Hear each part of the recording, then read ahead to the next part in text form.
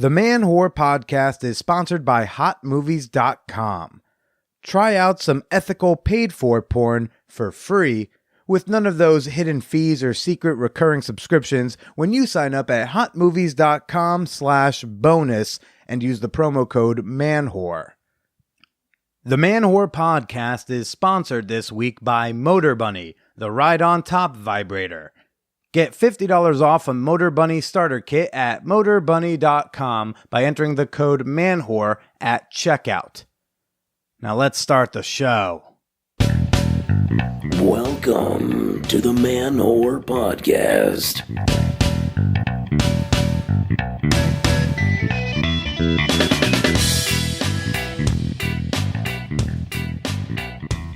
I know everyone likes me, but I've never done this before. Well, yeah, you've never done this before, but that's, no reason to be nervous.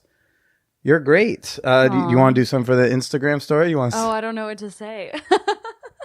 Yo, we got Mia finally on the mic. Intern Mia, say hey. Hey. Is anything off limits? No. Are you kidding me?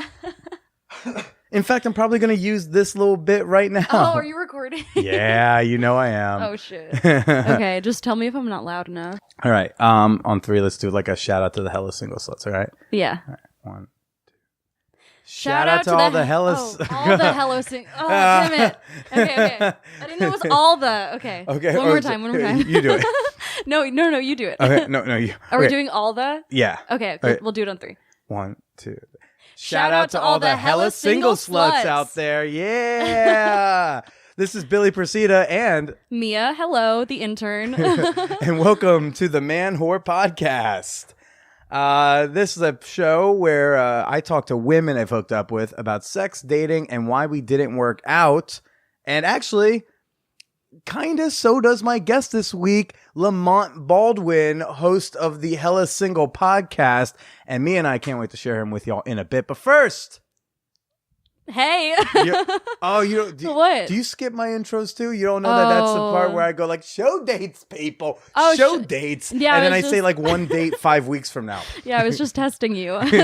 Got to keep you on track. Mm-hmm. New York City, August 26th. I'm going to be doing a roast battle at Comedy Fight Club at Lucky Jack's down on the Lower East Side. That's a 10:30 free show. And then Mishawaka, Indiana. That's a place. I'm going to be up inside you on September 18th at Smokestack Brew House.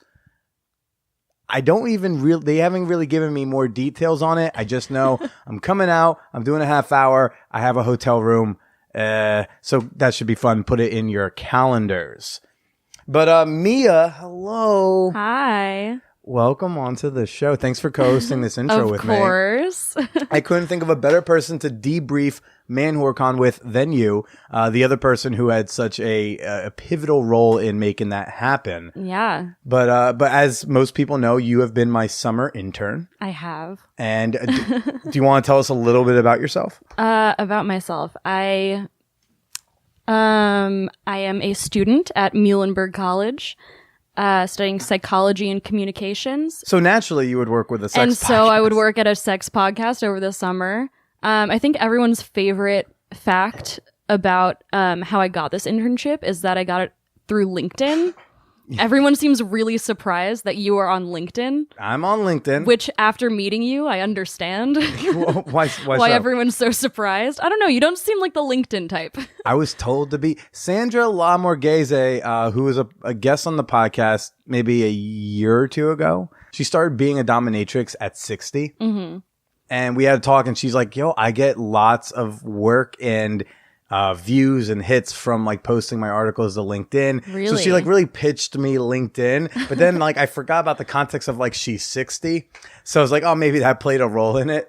But yeah, no, I'm on LinkedIn. Yeah. But actually I didn't even post it on LinkedIn. I think internships.com auto posts it. What made you want to work with a sex podcast? I think my line was that I wanted to work somewhere over the summer where I didn't have to hide my septum piercing. Sure. That's but also, the fun, cute line that's to my say. fun, cute line. Yeah. But also, like, it seemed like fun. I don't know. You had ManwhoreCon, which was super fun. I'm really interested in event planning. Mm-hmm. So That was a good experience. That was a lot of fun. Oh my God, ManwhoreCon. That was so much fun. I loved that you had so much fun. You know what I mean? I had so much fun. I feel like how could someone not be super excited is my question. I don't know. Like, why would you choose this internship if you weren't really excited about a bunch of people getting together and like obsessing over Billy Procida? And each other. Each other. Yeah. Your little cult of people. Yeah.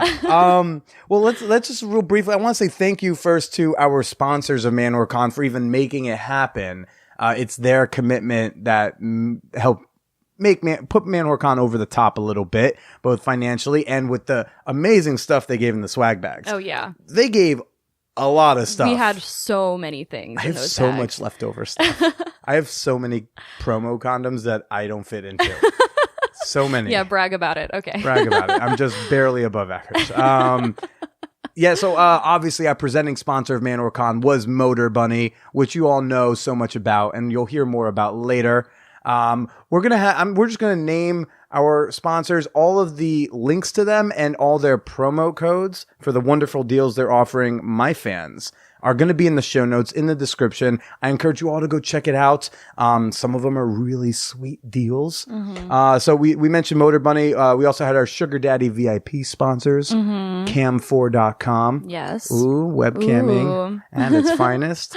You'll find plenty of webcam models who are more attractive than Billy Procida was when he was webcamming. And then also Real Love Sex Dolls. Yes, of course. Shout out to them. And then our sexy supporting sponsors. Oh, is it my turn? Yeah. We had Uber Lube. Ooh, sexy. I don't know any little blurbs about. That's all right. And then we had Lilo. Yep. course. They got the Hex condoms and some great sex toys. They have that suitcase I showed you. Oh, right. That suitcase. We wanted one of those suitcases, but we didn't get them. What were the We also had the Museum of Sex here in New York City, a fantastic institution. And Geeky and Kinky Pins. Yes. Which I felt was like the dark horse favorite of the sponsors this year. Well, you loved them because you went and you bought like six more. I was just like, oh, I like these. Like they already gave us a ton and then you just got more anyway. Oh, God. They're so good. Geeky and Kinky Pins, they sound exactly what the name is. Also, Kevin Knight, who owns that company, fan of the show. Wow. Friend of the pod. There you go. So go check them out for sure. So thank you to all those sponsors for making things happen. And again, go check out the description, show notes for all the links and promo codes. Also, everybody, I have one extra swag bag available. Ooh. It has all the juicy goodies. Yeah, we had one left over that has almost everything that came with all that. Oh, that's awesome. And yeah, and I'm willing to ship it to you for a nominal price. I'm not even like selling it, but like, it's shipping with a heavy handling fee. If you're willing to send me $30 American, shoot me an email at manwhorepod@gmail.com. That swag bag, all the contents of it is yours. It's a great swag bag. I highly recommend. Highly recommend. You designed the tote bag. I did. I did. That was so exciting. Yeah. So let's talk about let's just talk about a little bit about ManwhoreCon, what the prep was like, and then maybe debrief a bit. What was it like planning ManwhoreCon from your end? Planning it was a lot of work, but a lot of like I don't know, like the work itself was just exciting because every time we finished something, like every time a new design was finished, we kind of just like freaked out and we were really excited about it. We're like, look, this looks so good. We're like, holy shit, there it goes. And it was my just God. so exciting every single time something was finished. So it was like, or anytime something got shipped in. Yeah. And like we would just come back and be like, you'd open a giant box of like lube. I just remember getting Uber Lube. The giant box of lube in here was just like the most exciting thing. It was like hundreds of dollars worth of lube. So much lube. And then a t-shirt, which I forgot that they were sending me. So I freaked out the most at the t-shirt. I think you wore it like 5 times the next week. I wore it yesterday. I wore it yesterday. You got so excited. I was so hyped. It was so, because I think what happens is once stuff starts coming in, once like you make a graphic, once a box comes in the mail, it starts seeming realer and realer. Yeah. Like, oh my God, we're actually going to do this. Yeah. Which is odd because like I did this last year. I know it can happen. I got boxes in the mail last year. I had 4 cases of wine sent to me last year by a sponsor, right? But yet I still have 1 bottle left over from last year. That's weird. But like, it still doesn't feel like real, because it's like, why would anyone want to come to New York City and hang out with me for a weekend? Yeah, but they love hanging out with you. And what was even cooler is that they loved hanging out with each other, which is the beautiful part of all of it. Yeah. What was your favorite thing that you either designed or thing that you like executed in the preparation for the weekend? I loved making the live show poster. Your live show poster. I am so proud of that, because also when you printed it, it was just like, it wasn't on flimsy paper or anything. It was vinyl. Like, it was like legit stuff, and it was so good. And so like, I don't know, I'm really proud of that one. You really should be. It was a Yeah. fantastic poster. Yeah. I'm gonna get all the girls to sign it so I can frame it up, and then perfect. I think I'm gonna put like diagonal like over there or something, or Oh, yeah. on the back of my door, because it's really good. Yeah. It makes last year's I was like, oh look, this is fun. Then I was like, oh, last year's was dog shit compared to Oh, this. Billy. Yeah, it was just so cool to plan with you. Yeah. And then we had so many things that had to, like, in the week leading up fall through. Yeah. Oh my God. Yeah. Holy shit.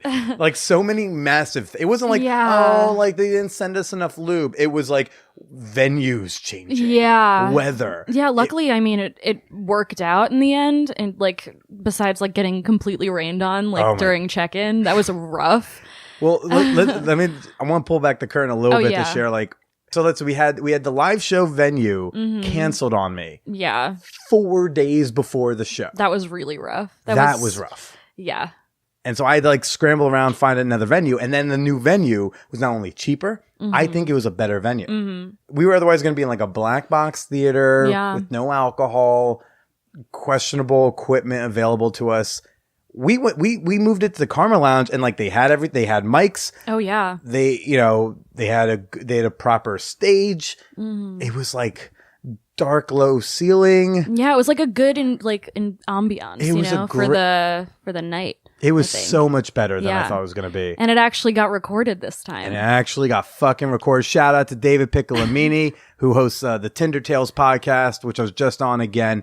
He was our sound guy for that, and he Actually recorded it. actually recorded it.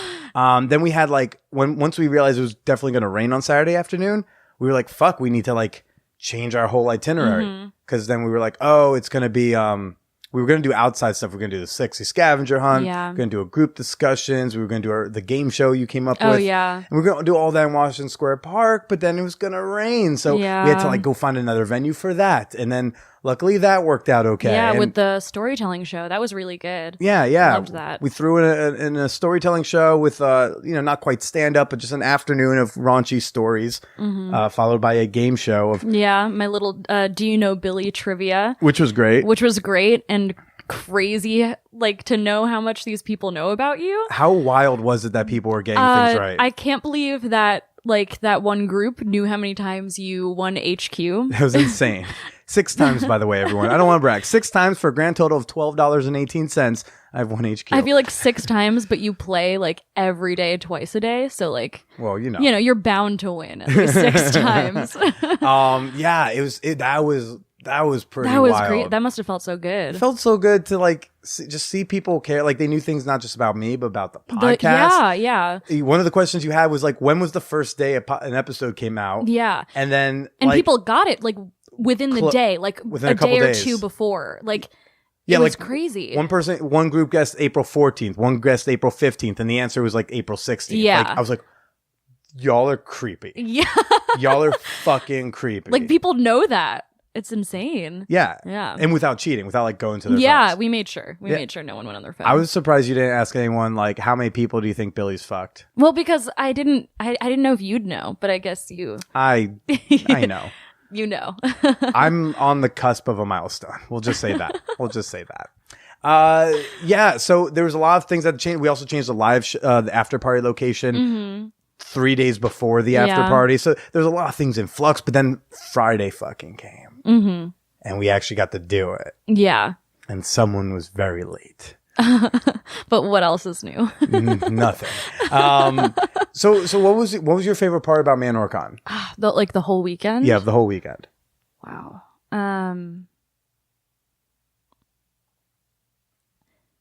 I really liked the live show. Mm-hmm. I really liked the live show because I got to stand right next to your dad the whole time. When did he show up? He showed up like just as we started, I guess? 'Cause- yeah, I think it was just Andrea on the stage. So like Okay. it was like right in the beginning. Right. Yeah, and I had to explain to him what pegging was, which was Hey, what's pegging? he was like, "Can you explain it to me in the cleanest way possible?" And I'm like, "Oh, how do I do that?" It's like, well, first you have to do it the cleanest way possible. First, you need to go and give yourself an enema to clean that out. That's how you first That's start. the cleanest way. That is the cleanest way to do pegging. Yes. Oh my god. Yeah, but that was funny. Yeah, but he loved it. Everyone loved it. I loved how I loved that he came because for a little bit, for probably about an hour, I forgot he was going to come. Oh yeah. He texted me that he was like kind of on his way. And then I got to Karma and I was just trying to set up. Yeah, so I totally forgot he was even going to come until like during the show. I think somebody mentioned my father. And then I was like, Oh, is yeah. he here? I forgot. Yeah, I think he's coming. And that almost made me, I had to work hard not to cry. Really? After the show. I wanted to full on burst into tears because like he got to see parents of artist people. And I use the word artist for myself very loosely. I think the parents of artists, a lot of times, especially if they come from like whether working class or white collar world, they want their kids to be happy. If they want their kids to be happy, they also are a little worried at least about the financial stuff. Yeah. So when I start doing comedy, they're like, oh, you should have a backup plan or you should have like another job. And then when I was like going more into it, they're like, I don't get how you're going to make money. Then I started making money enough that I could quit my day job. And it was still like, okay, he's paying his own rent. He doesn't come to me for money every other month, but I still don't get it. And I think when he got to be there and see a packed room, see a poster, see me on stage, see people enjoying it. He sees a merch table. I think that's when he is able to get it. I don't think I'm ever going to get much pushback again from him. That's great. Because he's seen it. And then like one woman went up to me afterwards and said, I guess she like could tell that was my dad. And this is before I was able to get to him after the show. One woman said to him, like, your son saved my marriage. Yeah. Like your son's show saved my marriage. Yeah. And that was really powerful. I can't imagine hearing that as a parent, you know? It was the first thing he said to me. When he came out, he's like, you did great. Some woman just told me you saved their marriage. So I was like, and I knew who it was. And I had to work real hard not to like burst into tears. Yeah. I saved all of that for Sunday. Yeah. Yeah, the live show. I got the selfies.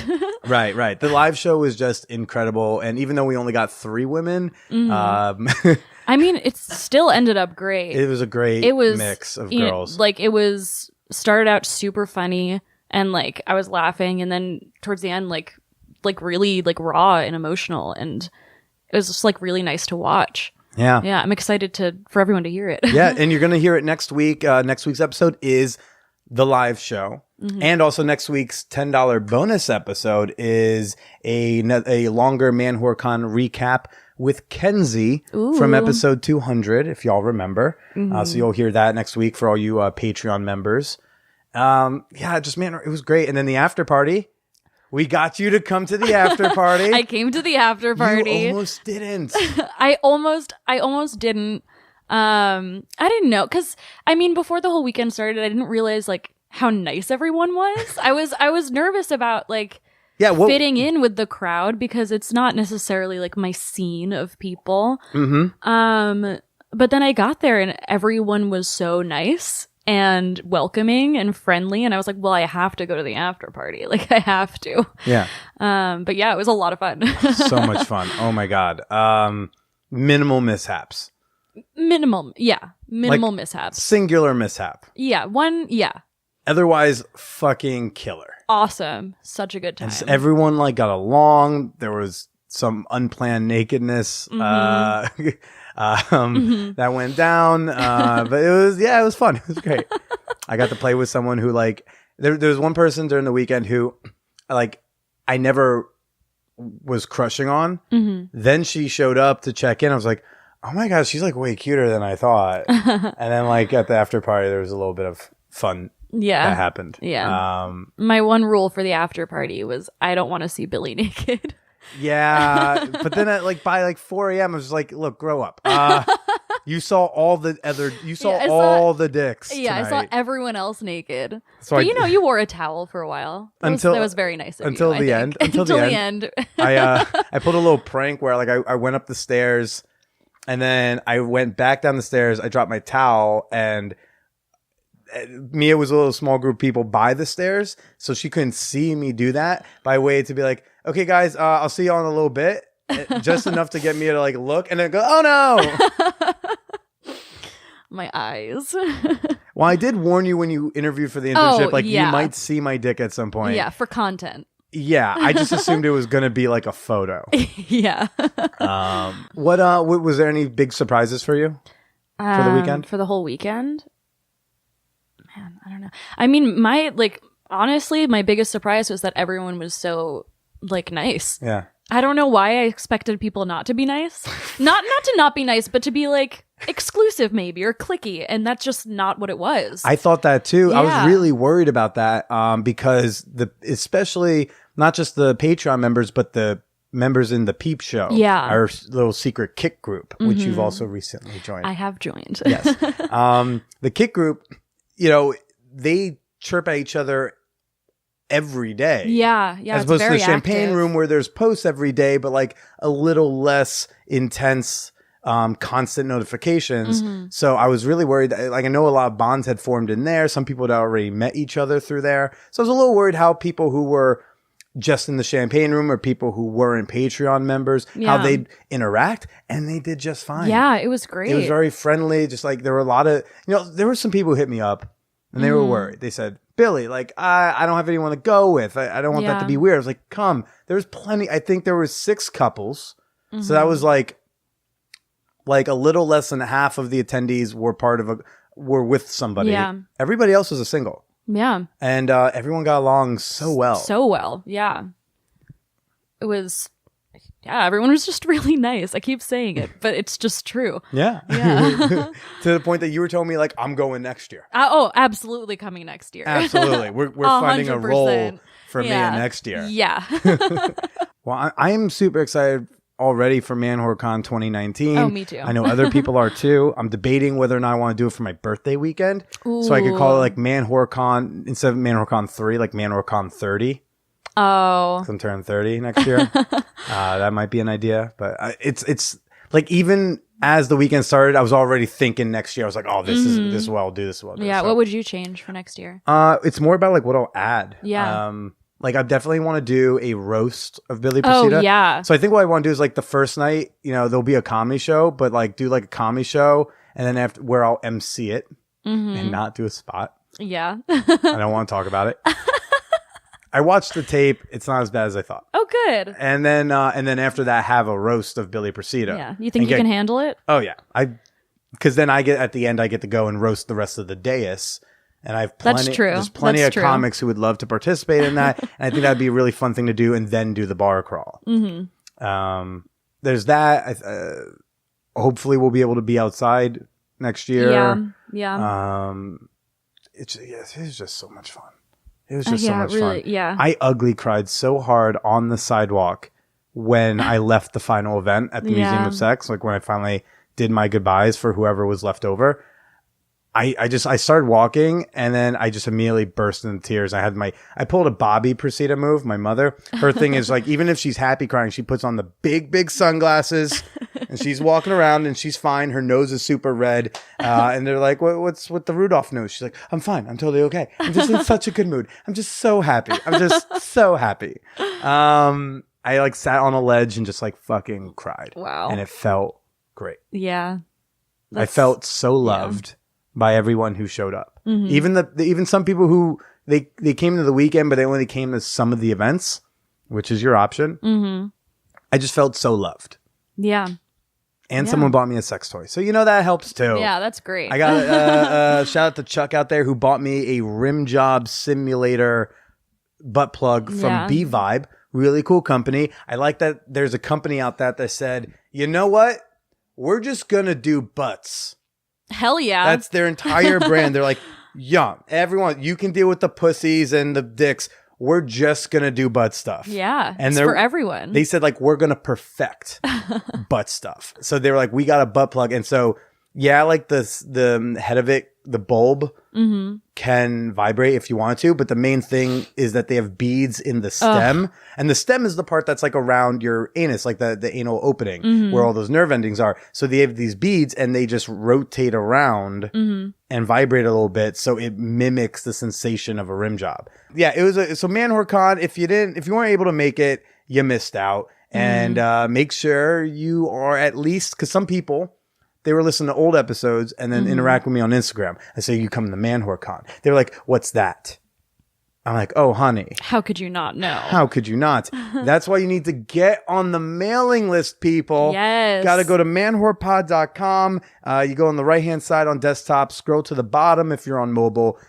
If you're on my mailing list and you fall behind with the podcast, at least you won't miss any important announcements like the cool-ass merch I'm going to announce soon or ManwhoreCon 2019 or when I'm traveling to a city near you. Again, manwhorepod.com. Get on the mailing list. Any other standouts from the weekend? I do want, while you think, I want to give a shout out to Babeland, which gave us a wonderful oral sex workshop. For everybody in attendance, and they gave us a ManwhoreCon 10% discount for anyone shopping in the store. That was and they gave away a free Hitachi one. Yeah, they did. That was very nice of them. They didn't have to do that. I was gonna say, I think Babeland was another favorite of mine. Yeah, would love to work with them again next year. Yeah. Cool place, really nice environment there. Let's see. I got the swag bag that's available for purchase for $30. Shout out to Babeland sponsors. The sense of family and community. Yeah. That was the big thing. I'm just looking at my notes right now. Yeah, family and community. That was huge. Huge, yeah. Because like I kept saying community. Everyone who showed up, by the end of the weekend, they were using the word family. Yeah. It's just weird because like I just watched you all then fuck your own family. Live show, loved it. Ugly crying. I mean, I covered my parts. Anything else you want to add to people who couldn't make it to ManwhoreCon 2018? Just come to ManwhoreCon 2019. Yeah. That's my only request. Just come, and then I can meet you. Yeah. I want to meet more people. Yeah, and I did not pay her to say that. Yeah, it's or to true. do anything. Or to do anything. I'm unpaid, people. Speaking of which, before we get to my guest this week, Lamont Baldwin, I want to give a shout out to our sponsor for this episode, hotmovies.com. Yeah. Who also made an appearance at the after party. They did. Because when I showed up to the condo at which we had the party, people started playing porn on the smart TV. So I went and I logged the TV into my hotmovies.com account. I played Super Freak, which is a really fun full-length porn film, feminist porn film, starring Madison Young, who you've heard on this podcast, and is a movie where the soul of Rick James embodies random women to get super freaky. And then she'll go like have some hot sex scene, and then the soul will come out of that person and go to a different person. They're all at the same party. Wow. Like it's just a casual house party. And the soul will go into different women, and then like she'll take another woman or person into a room and they have super freaky sex. Uh-huh. And then the body comes out. And then they'll go, super freaky. Yeah, Hot Movies has something for everyone. Does it have things for, do you watch porn? I do watch porn. Do you have a Hot Movies account? I don't. I can lie and say that I do. No, we're not going to lie. We're just going to tell the truth, and we're going to fix that when this is over. Because you can sign up for free. You can do a free trial and get 40 minutes when you go to hotmovies.com/bonus, and you use the promo code MANWHORE, everybody. And then you can feel good and healthy and ethical about the porn that you're watching. Hashtag pay for your porn. Hashtag pay for your porn. What do you watch? What do I watch? Yeah, what type of porn do you watch? What type of porn do I watch? I watch mostly like amateur porn because I don't really like. I don't know. I don't really like overproduced porn. Not that it's bad in any way. You know, I mean, it's art in itself. It's just not my shtick. Amateur, like truly amateur, or amateur shot to look amateur? No, amateur, like truly amateur. Like truly like someone really uploading something from their phone. Yeah, literally like like actual people doing their not actual people doing their thing. You know what I mean? I'd be curious, and why is that? I don't know. I mean, at least the porn that I've been exposed to in, I don't know, my short life has been like too much in a way, and not hardcore, hardcore, and like not representative of what my sex is like. I think you'd really like watching feminist porn. I probably would. Yeah. Was Madison Young's episode this summer? Yeah. So I listened to it. Remember what she said? Like that. The difference is that in mainstream porn, a director knows what he or she wants to shoot, and they go find performers to plug into the scene they want to do, as opposed to in feminist porn, you find the performers you want to work with, and then talk to them about what do you want to do? What type of sex do you want to have on camera? And then I'll figure out how I want to shoot that. And I think you might enjoy that more because it's less hardcore. It's less sitcom 3 camera setup. Yeah. There's different scenery because I am convinced that all of porn just has 3 couches. Definitely, I wouldn't be surprised. So I think you would like enjoy stuff from like Crash Pad series or like Trenchcoat X, or which all you can find on hotmovies.com. They have a whole entire feminist I should porn absolutely category. check that out. So again, go to hotmovies.com/bonus, use promo code ManWhore, give that a shot. And now for this week's guest, Lamont Baldwin. What'd you think of Lamont? Oh, he's great. My can I say something about what I really enjoyed on or should I not ruin it? No, bring I it. don't want to. It's okay. Ruin it. I think my favorite part of the whole thing was the whole episode was when you guys were talking about how he's a germaphobe. So like, which I strongly identify with. Oh, yeah. So trying to be a germaphobe, but like also a slut at the same time is a science, I think. Science. Yeah. So that was probably my favorite thing that you guys talked about. Okay. Yeah. Well, Lamont Baldwin is a fellow who he does a show where he talks to his exes, but he is a gay black man, so his exes are very different from mine. But our experiences had a lot of overlap, and I found that we say love is love because it's a great hashtag, but I really do think that love is love no matter who you are. We face the same things. We just maybe have some different parts or, I don't know, sex toys involved in it. It's all kind of the same. Yeah. So it's really interesting connecting with him and talking to him about that. Lamont and I kicked it off so well that not only did we do a bonus episode that you're going to hear on Patreon tomorrow, but he's also going to be sharing a booth with me at the Brooklyn Sex Expo towards the end of September. So keep your eyes open for us there. So we're going to go ahead and get to Lamont's episode. But I mean, Mia, how's it feel being on mic? It's great. Yeah? Yeah. You're natural. I might stay here. You got a great voice for it. Thank you so much. Well, Mia, where can people go? Would you like to plug your things? I should have asked. I forgot.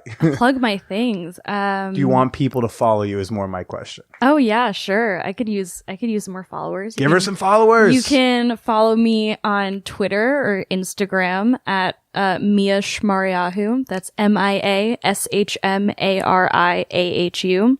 I tweet funny things and I post photos of myself. So feel free. And I'll have a link to that in the show notes.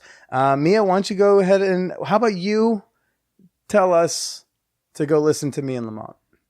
All right. Go listen to Billy and Lamont. Very simple. Straight to the point. I like Straight it. to the point.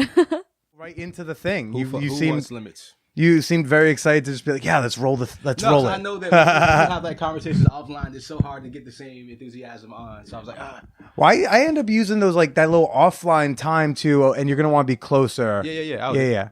I end up just holding the thing. This telescopes if you wanted to. If you undo that latch. Yeah. Cool. This is cool. I like this. Yeah. Well, because like some, I guess, right? Like they're not used to talking the mics. So not when I'm not in this scenario, maybe we're at like a kitchen table. Yeah. This ends up helping them. But for me, I'm just used to holding the thing the whole time anyway. I like it. This is cool.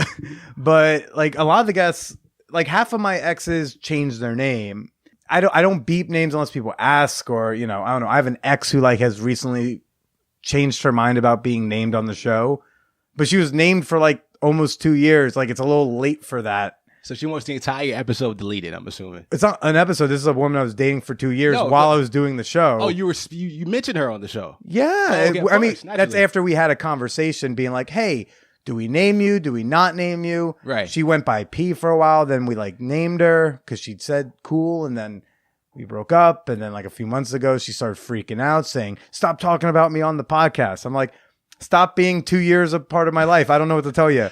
My ex kind of had this similar sentiments. One of my exes, he recently got married to a woman in December. My podcast dropped in, I think it was May. And I did an interview before the episode came out called The Conversation with Lamont. Okay. And it was just kind of candid conversation about like why exactly I wanted to create the podcast. And out of courtesy to him, I was like, this is what was said. I called him, played him the clip. He didn't want to be mentioned at all, not even by a fake name or anonymously. He doesn't want to be talked about.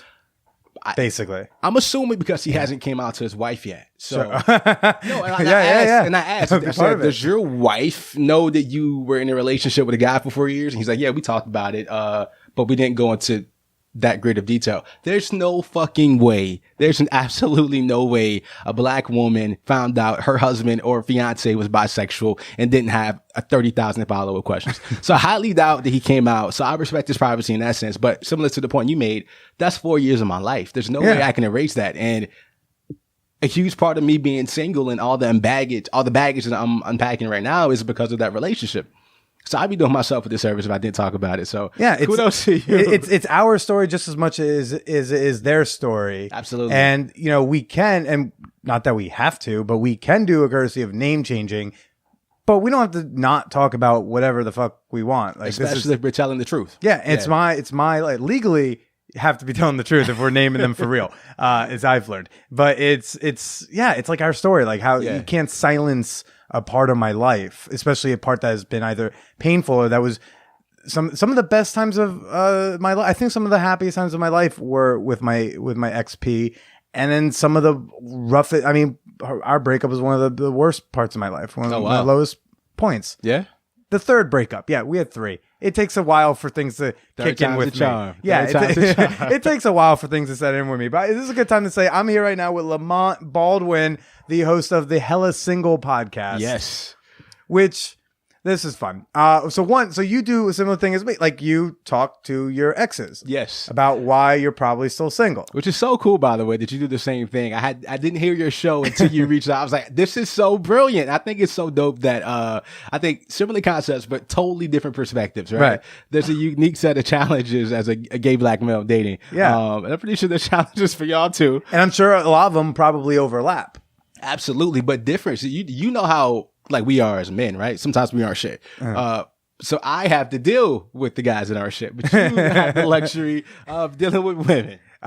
Women are a whole different thing, man. Let me tell you. Listen, I'm not interested at all. Listen, but here's the fun thing. So my roommate told me about your show. He says, "Oh, this guy talks," because I was asking him like, about like queer or black like artists that he think might be that he listens to, and he tells me about your show. He's like, "Oh, there's this black dude who talks to his exes," and I'm like, "Oh, cool! Like we should totally talk." I don't know if he didn't tell me or I missed it. I had no idea you were gay till I listened to the first episode of your show. Oh, wow. Which is such a fun... And I was running when I went... That's hilarious. I'm running while I listened to your show. So, like, I'm running and he said, all right, so my ex-boyfriend, I'm like, oh, okay. That's not what I was prepped for, but cool. I feel like I should have probably warned people a little earlier. No, you don't have to warn. It was just more like I was... right? Hella single. I think people like, oh my God. I think a lot of hetero women feel like that I'm hetero. But yeah. You have this silky caramel voice. Thank you. That like... Just I didn't expect. Thank you. It's so funny because Slay is a queer network. So I just assumed everybody who saw the Slay logo, if they were familiar with the brand, they would assume that it's an LGBTQ friendly podcast. But honestly, like you mentioned earlier, it's the same stories. Yeah, same stories. What did you learn, if anything, from the first episode you listened to? What I learned from yours? Yeah, just like similar things. Like, one that we're both a bit of asshole. Yes, and that gets in my way a lot. But so are you an asshole? Well, I'm assuming because one, you always love a good joke, and comics are just known to be like incredibly honest. Yeah. And I look for the humor in everything too. And sometimes my sense of humor is very dark. And it's deprecating, just not self-deprecating. What about, why are you an asshole? I have this obsession with being right, which is really difficult because I am right so often. So of course you are. It's a burden. Of course you are. And also, there's definitely like some condescension that comes along with that. Yeah. And I think there's also been just like in hindsight, there are things I didn't think that were worse than I remember them being. Do you date girls that are usually smarter than you? I mean, I try to. That's the goal, That's right? what I want. That's the goal, right? I want someone funnier than me, smarter than me, more attractive than me, preferably richer than me. That's the other thing I'm working on. That should have been one. Richer, smarter, funnier. Well, not funnier. I think that you want to be the funny one in the fan. Two comics. I want two funny. I want to be half of a funny duo. I want to be able to go on a date and it be 2-person improv for 4 hours. I find that it's difficult. Some people don't know how to yield their moment, right? Some people just have to be the center of attention. Like you can't alley-oop a joke. So if you're good at like team comedy, great. But some people just have to be the only person in the spotlight. Right. There's this podcast called You Made It Weird with P. Holmes. And I remember an old episode, he's talking to someone and they brought up the fact when guys say they want a woman with a sense of humor. And that he made the point of when guys say that, they mean they want a woman to laugh at their jokes. But I genuinely want a funny woman. Like I want to have a woman who makes me laugh. Right. It's not fair that everyone's laughing at you. Yeah. You want to laugh sometimes too, damn it. I want to take a break. Yes. From being mediocrely funny. No, yes. No. That's hilarious though. I can see that. But every time I've talked to comics, they've always said, oh, absolutely not. I would never date anyone else who's funny or funnier than I am. I think it's like the comic ego too, right? Yeah, that's an ego fucking trip. Like I've ever known one. I could see that. Oh God, sure. that's terrible. Because that means you want like a stunted partner, and I want a partner who's gonna not only be better than me, but then push me to be a better me. Right. So that, and then hopefully I'm pushing them to be a better them, whether it's comedically or in the way they take care of themselves, or in pursuing their goals, or in improving oneself. As you said that, there was this one guy that came to mind who I'm kind of saying right now, and everything you described, he is to me. Yeah. I just don't know if I want to commit this soon. How soon is this? Like a month. Yeah, bitch. No, not yet. Let me explain to you why. So in the gay community, a lot of times if you don't commit early, they assume like dating around is taboo in the community. I think that there's like this perception that you're just fucking everybody. And that's not the case at all. I'm at a place I want to date for fun. I think I've always been meeting guys with the intention of them possibly being my husband. Which is crazy, right? Like I meet a person and in our initial date, I'm always asking like the poignant, good questions to know if we're compatible or not. I think I need to get to a point where I'm just like going on a date just to shoot the shit, have a couple drinks, and enjoy myself. That sounds so normal and realistic, right? But it's damn near impossible. So you do the interview style first date? It's always every person I talk to is an interview, but I always try to mask it. So I'm trying to make it more conversational, but I'm intentionally trying to get to the bottom of who the fuck you are. Oh, you mean like what I'm doing right now? Okay, cool. Have you figured me out? I mean, I'm an open book. I'm working on it. Specific questions, I'll answer honestly. That's one of the things that on the show that's part of the reason why I want to do the show. Yeah, because I felt like I had just been so deceptive for my earlier years. So I kind of wanted to have something that was like as authentic as I could possibly make it.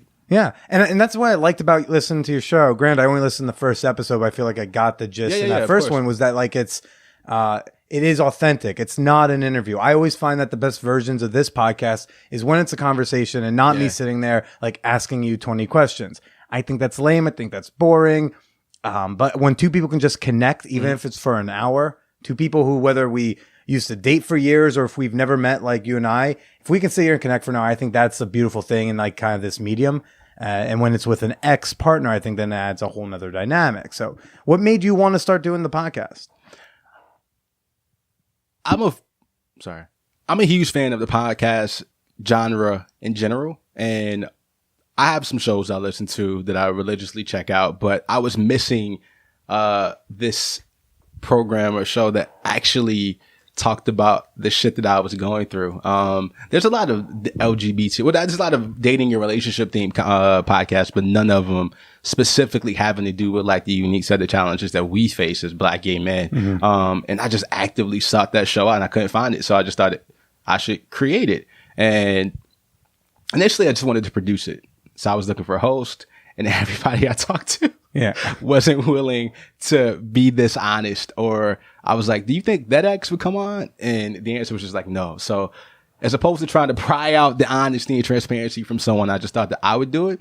And I have a radio background. I never wanted to do a podcast because I always thought they were just fluff.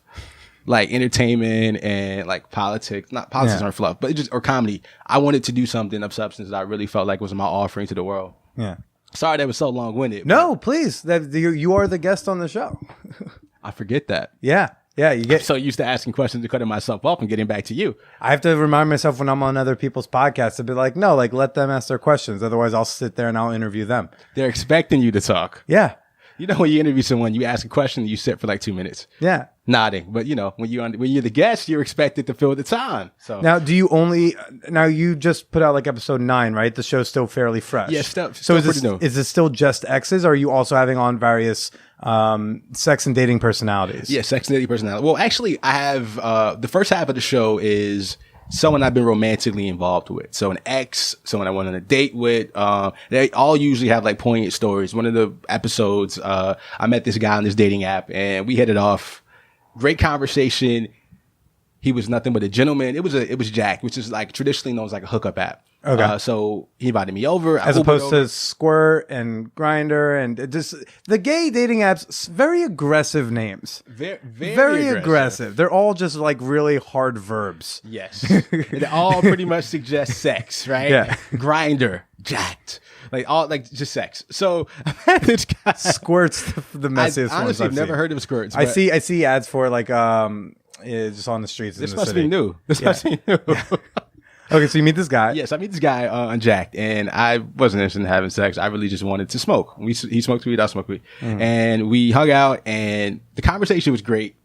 I didn't think anything of it. Like, he drove me home. I was like, I'm gonna leave. I'm gonna Uber home. He drove me home, which was very gentlemanly, right? So I wasn't expecting that. I wasn't expecting him to have a car in New York City. So look at that. Right. So I get home and we converse for a couple more weeks, but the conversation kind of takes a nosedive in terms of how often we were communicating, like the shit we were talking about. So I was like, did I do something wrong? So fast forward to 6 months later, we completely stopped talking, and then we matched on Tinder. And I was like, why are we matching on Tinder? You have my number. Yeah. We've met before. So we reached out, we hung out, and it was just awkward because I was just like, why? Everything went great. Like, you had nothing but nice things to say. You dropped me off. What the fuck happened? So on the show, we talked about that, and come to find out, he just was trying to fuck. Sure. Do you want to have sex? And I have a funny story that's similar to the one you just told, but do you find that in talking to these exes do you ever feel self-conscious that it's kind of like, why did you stop wanting to fuck me? Like, why? Do you ever feel like it's almost a whiny, our premise of our show is whiny in nature. That's how I feel on the inside. But I always try to make it seem like I try to pretend I'm Barbara Walters when I feel like, well, you want to date me anymore. Yeah. So what exactly happened? Was this something that I did? Literally, how I want to say it is, what was wrong with me? What was my fault? But in having these conversations, I'm realizing that it's never really our fault for the most part. Everyone goes through their own shit. Everyone has their own baggage. And sometimes people just really want to have sex, but just are too afraid to just admit that. He was on Jacked. I felt like that one was a little to the point. Right. No, but in my defense, we had countless conversations via the app that had nothing to do with sex. It wasn't suggested. We didn't exchange any new. It was literally a platonic, genuine connection, which why I was so surprised when it wasn't fruitful. Yeah, but it wasn't me. He was at a point in his life where he was just trying to have sex. He still is. Yeah. He has his own personal issues that we talked about on the show but it wasn't my fault. And I walked around for months feeling like I did something on that date that meet and greet that ultimately led to us not, prospering. And this was like a recurring thing that's been happening in your life enough that you wanted to do a show where just as once, because after we connected from Tinder, we hung out again, and the pressure was off, and we realized like we're really good friends. Like we really have a lot in common. We actually hung out Wednesday. So it was with that conversation that I've truly started to feel like, yo, it's not my fault. Cause I think that, I don't know about you, you walk around blaming yourself sometimes for the demise of relationships or when shit doesn't work out. I blame myself, and my exes blame me. So, and Twitter blames me. It seems to be the consensus that it's my fault. So I've accepted it's that. probably your fault. It's okay. Listen, the first step to healing is admitting. Yeah. But I know sometimes it's my fault. I'm an asshole, in the way, well, in the traditional sense. Yeah. but assholes deserve love too. I'm not proud to be an asshole. That's one of my worst qualities. I hate it. But obviously I'm not that much of an asshole if people are still interested in being my friend. Yeah. At least a little bit. Probably. So. It's funny you mentioned the matching on different apps because do you ever hook up on Reddit at all or date through Reddit? That's a thing? Oh yeah. You can meet people via Reddit. There are so many subreddits for like whatever the fuck you want. I mean, just some of the big ones, and this isn't even getting too niche. I mean, Jesus, you have R for R, which stands for like Redditor for Redditor, but then you have like Dirty R for R. You have NYR for R for New Yorkers. There's Random Acts of Blowjob, which is exactly what it sounds like. Listen, my mind is blown right now. Yeah. Obviously, the other side of Random Acts of Blowjob is there's Random Acts of Muff Dive. But on Random Acts of Blowjob, years and years ago, I matched with someone. We tried to make arrangements to have her come give me a blowjob. Random BJ? Yeah. And then I think Are these anonymous or are there photos involved? Usually photos. Do you care if she's like hideous? Yeah. If she's going to give you head? I'm at a point in my life where, I mean, look, it's called Manwhore Podcast for a reason. Like there is a nice it feels freeing to not be so thirsty that I must fuck with whoever wants me. Like it feels nice to make conscious decisions on behalf of my dick rather than my dick just like being hard and be like, all right, who's going to take care of it? You know, there's a freedom to that. So a mouth isn't a mouth to you. No. Like, I mean, yeah, like in the moment it is, but there's these moments before and after a sexual encounter that matter to me.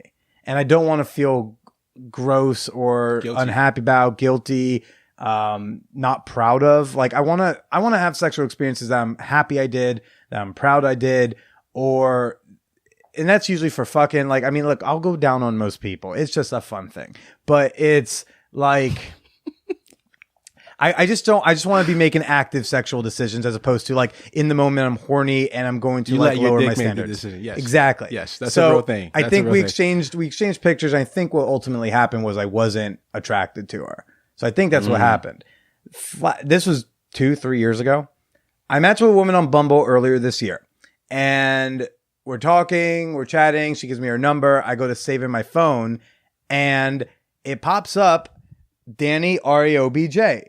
I'm like, no, the same chick? Totally didn't remember this. So I had to go scroll through the text to remind myself this. So what about her didn't attract you initially? I wasn't physically attracted to her. Even on Bumble? Yeah, I think when we were on Bumble, the pictures were ambiguous enough. I would have like gone on a date. Yes. But for a like random sexual encounter, I wasn't really into it. Really quick. Yeah. Is Bumble like Tinder in terms of like the swipe? Yeah, but the women have to say men can't make the first move. Women have to say the first. They have 24 hours after a match to make a first message. Otherwise, the match disappears. Oh, nice. And when women are matching with each other on Bumble, either of them can make the first move, so nothing ever happens. It's a big game of chicken. No, so it's like Tinder, except that's their one difference, basically. Gotcha. And also that the matches go away after 24 hours if no one says anything. So it was funny, like, you know, I sent her a screenshot of my contacts page that said that name with her number. No. And I was like, I was like, you were supposed to blow me several years ago. Did you say that? Something like that. And we had a fun chat. She was almost going to do the podcast. Even though we'd never hooked up, we were going to talk about why didn't we hook up? And then at the end of it, decide, so like, should we still fool around or not? That was the plan. But then she entered into a monogamous relationship. So I was like, okay. Bad. Yeah. What's your sales pitch when you get your exes to come on the show? Oh God. I just beg nowadays. No, it's not a bad move. It depends on the ex. And earlier days of the show, there was like almost a copy and paste thing for women I hadn't talked to in years. For women, I'm still, people who knew if I was like friendly with them, I just shoot them a text, be like, look, I'm doing this show. Would you be interested? Now that the show is an established thing, it's a little more standard. Like I don't even have to really, I don't go into full depth about it. I just go like, hey, hope you're well. I've been doing this thing. Would like to have you on. Would you be interested? And here's where you can go if you want to check it out. And I remind them like, if you want, you can change your name. You'll be totally anonymous. There's no pictures. And I usually also include, you set the parameters of what's off limits. I'm trying to set as comfortable of an environment as possible for them. But it's a lot easier when I have a link with like 200 plus episodes to send them. Right. In the earlier days, I would have to like kind of really feel it out. If it's someone who I felt was like really out there, I'd just be like, yo, I'm doing this sex dating show. Come on board.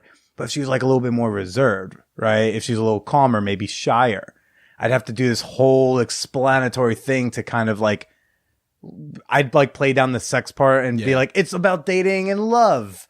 And if she was like a raunchy gal, I'd be like, oh, we're talking about sex and orgies. So like it depends on the ex. Gotcha. You got to kind of tailor it because I think if you copy and paste, it's difficult. I think I've done it all. Yeah. Like, but at this point, like when I go, people I'm reaching out to, I went out with or hooked up with after already starting the show. So they know what the show is already. So I can hit them up to be like, hey, hope you're well. How you doing? Hey, would you be up to do the podcast? And they already know what that is. But in the earlier days, it's a much harder pitch because you have to explain a thing that's already like in an infancy stage. Right. I always commend on the guys to come on the show because I'm like, we're telling the truth. Yeah. Period. So if you lie, I'm going to tell the world that you just lied. Yeah. So for the most part, everybody, I lead the conversation. I lead the story because I think I'm really good at being objective. Mm-hmm. I love context and I never tell a story that makes me look good. Like I just provide all the context and you draw your own conclusions. But most people don't do that. They just play the victim. He didn't text me anymore. He just stopped. No. There was something that happened that led to me not texting you anymore. Yeah. That's a great tactic. I have a couple more, but then after that, I don't know what I'm going to do. You only have a couple more. Are these people who like you dated or people you even hooked up with? Might I recommend throwing in some fun 2-night stands because those can be fun, especially if like there's ambiguity about why y'all stopped fucking. Because there's some people where like we used to fuck and the sex was good and then kind of out of nowhere it peters out. Those are interesting for me to check out. Sometimes there are situations where I was really into her and I was like, oh, I think this might develop, and then it just petered out. There's a couple. I haven't had anybody on that I've just had sex with. Sure. There's always been like emotion behind it, but we're getting to that point. I think there's so much to talk about there. Yeah. I think that especially when hooking up, like it's never really clear like what people's genuine intentions are, right? People talk about, I just want to have sex, this is casual, but what are your true intentions? What are you masking? Like why does this mean so much to you? Sometimes people are genuinely interested in just having an orgasm, but a lot of times I felt like within the gay community, it's deeper. You're feeling some void.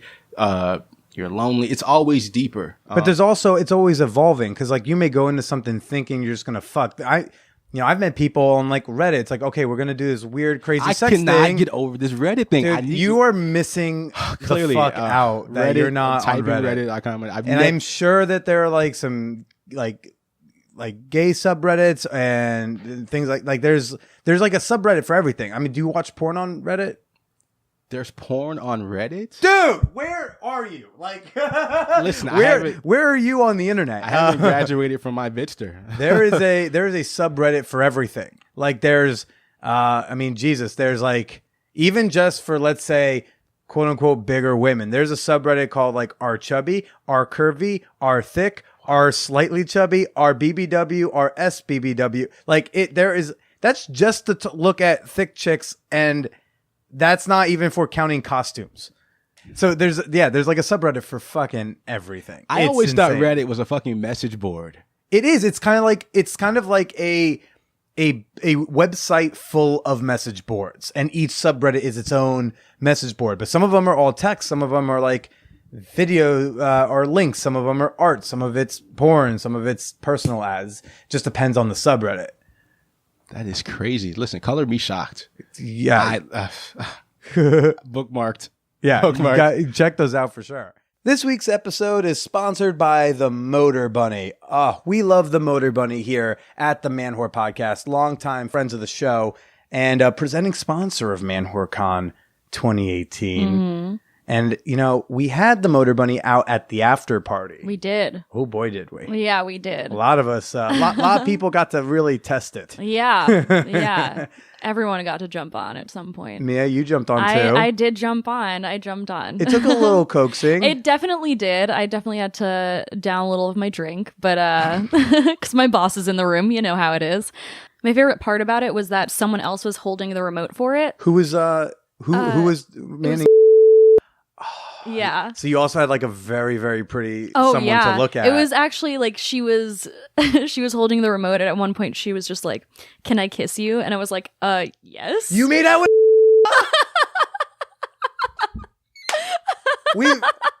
We've both made out with the same people now. Oh my god. That's fantastic. We did it. Yay. I had no idea. Yeah. Well, the Motor Bunny, as we all know, I've been talking about the Motor Bunny for, I think, almost like 2 years now, is so fantastic. And now they are Bluetooth compatible. So if you really want to step up your sex toy game, everybody's doing it. Everyone's making them Bluetooth compatible. And now so is the Motor Bunny. And you can experience the Motor Bunny for $50 off when you go to motorbunny.com and use the promo code MANWHORE at checkout. Motor Bunny also offers quite affordable financing. Mm-hmm. I think you can do it for as little as like $25 a month. Don't quote me. But like very, very affordable payments. And I say do it just for the Repo Man experience. Mm-hmm. A couple years from now, it's like, hey, I'm here to repossess a Motor Bunny. And then you're like, what, my fuck machine? Yeah. Yeah, take it. Take it. It is so wet. It is covered in juices. It's all yours, buddy. So again, go to motorbunny.com. Use promo code MANWHORE for $50 off. Let's get back to Lamont Baldwin. You were saying that, like, you weren't seeing the type of content you want, like, that kind of represented you out there that was talking about sex and dating and love. And you were like, I'm going to make it myself. So were you listening to, like, queer dating shows before? In podcasting? Yeah, I thought they all sucked. That's true. Because I was going to ask if you were like, were there things you were hearing and connecting with, but that were missing certain elements from your experience? Yeah, just I think all the conversations for the most part were just surface and just sex talk for the sake of it being salacious and like controversial. It wasn't like, it didn't offer anything to any conversation to me, I think.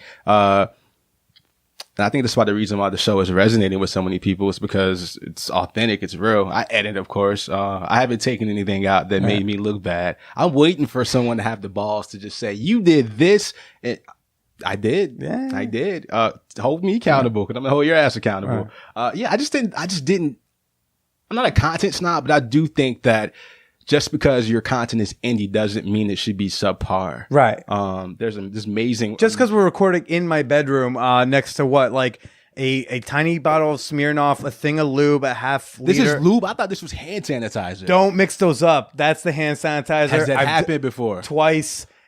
Oh my god. I haven't. I don't get to the part where I grip. Like this bottle used to be up until like 2 days ago next to that bottle of hand sanitizer. And sometimes I'd reach over, hit the wrong one. Luckily, before I touched my cock, I would notice. And I'd be like, yeah, do a quick little rub. We're going to sanitize this thigh and then and try again. No, hand sanitizer is very important when it comes to sex. I don't think enough people wash their hands, especially before BJs. Like if I ever get a BJ or give, just make sure we both like mutually wash our hands. I found that rule out at an orgy once. Like I was gonna finger somebody, and then she was like, "Have you washed your hands since the last person you fingered?" And it wasn't that I hadn't. It was that I was like, I don't know. That was I never thought about that. So I went over and washed my hands and came back and totally did the fingering the thing. Shit out of her. But that's very considerate of you. I had it's less considerate as much as like those were the rules. So she said, I need you to go before you put that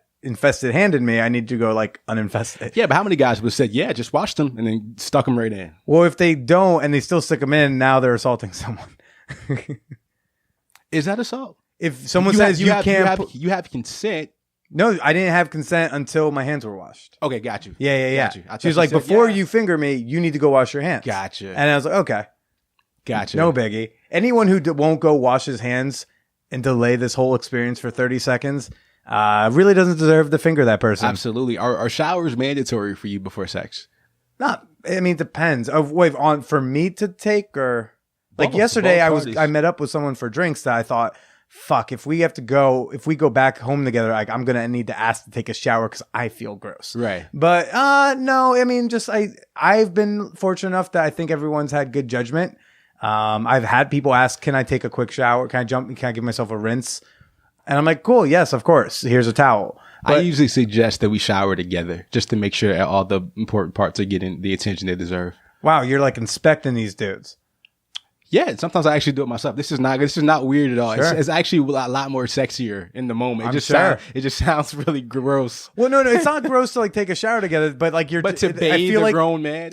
No, that's not gross to me either. To bathe someone you're about to get sexy with is a fun thing. I like doing that too. However, like the mindset you have sounds more like Inspector General. Like, okay, he got the asshole, he got the crotch, he did the taint, he did the pits. Like, it sounds like this is going on in your head. I want to make sure how all gross are these dudes you're fucking? They're not gross. I'm a germaphobe, and I just know how guys are. Some guys actually recently I have like a friend with benefits. Okay. Had a friend with benefits. And I was like, did you shower? And he said, yeah. And then when our clothes were off, I was like, there's no way you showered recently. There's no way. So it was a very surface situation. Can I ask a question? Of course, follow-ups are important. This is gonna be gross. We're gonna take this to a place. What is your position on asshole hair?